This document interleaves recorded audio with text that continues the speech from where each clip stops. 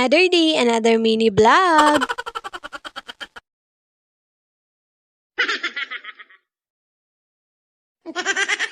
Tawang-tawa nga ako dyan kay kuya mga mema ko dahil umaga pa lang ay sinumpong na nga rin sa kanyang kalokohan. Tapos ko na nga rin palang mapaliguan dyan ng batang maliit kaya ayan, pinainom ko nga lang ng kanyang vitamins. Tapos binuhat ko nga lang muna siya kasi umiiyak na nga rin.